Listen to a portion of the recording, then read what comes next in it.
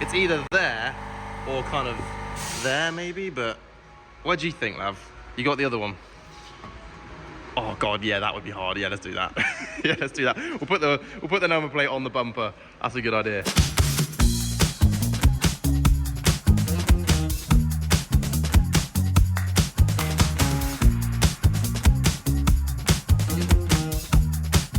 So after Lav had finished cutting out the holes for the exhaust tips, we could begin to kind of see what this might look like at the end. Once that was done, Lav could then begin fitting the new exhaust tips into those holes.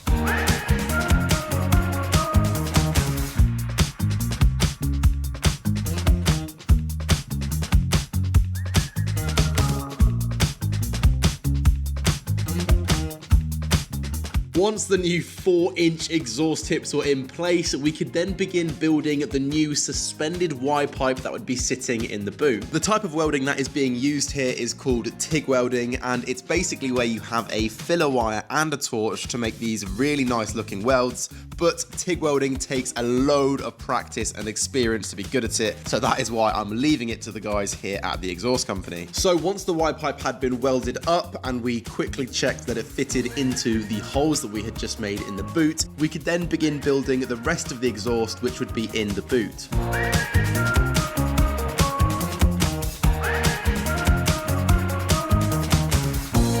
And then it was time to drill a hole in the boot floor. There's no going back now.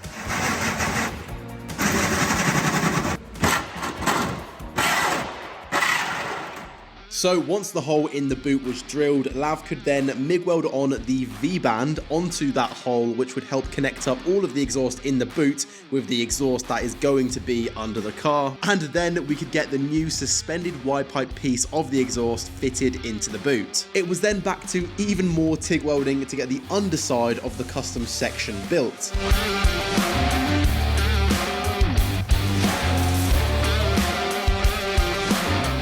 So we've got the Jazz back up on the ramp now because we have now finished everything in the boot for the exhaust, and it is looking unbelievable in there.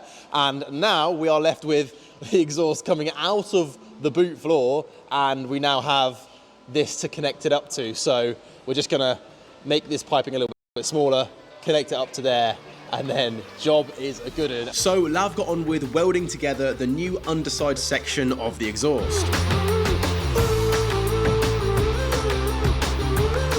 So after a bit more work, the guys at the exhaust company had finally finished the exhaust, and it was looking incredible. Yeah, I hope you're ready for the comeback. Steve Nash, I'm about to bring the sun back. Forecast looking bright for the comeback. Can't ignore it, promise you can never sun that. I pray for it, get ready for the comeback.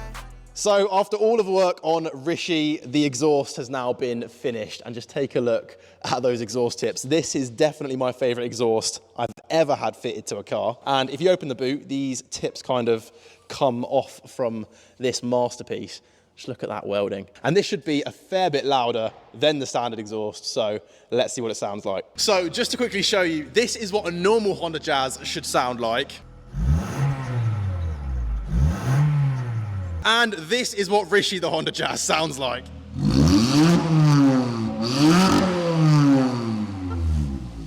It actually doesn't sound that awful. I'm actually quite pleased with that.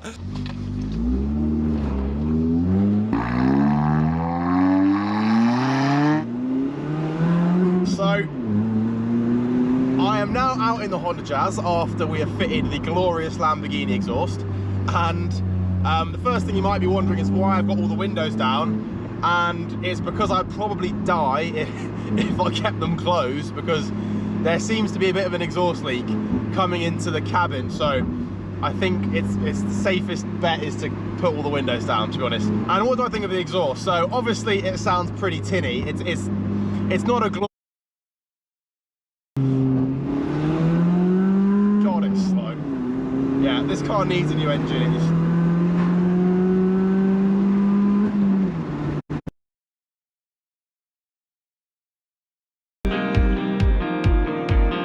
So guys, there we have it. Rishi the Honda Jazz now has a sensational Lamborghini Huracan Performante exhaust coming out of the boot. I think this looks really cool, and hopefully in the future, when we do the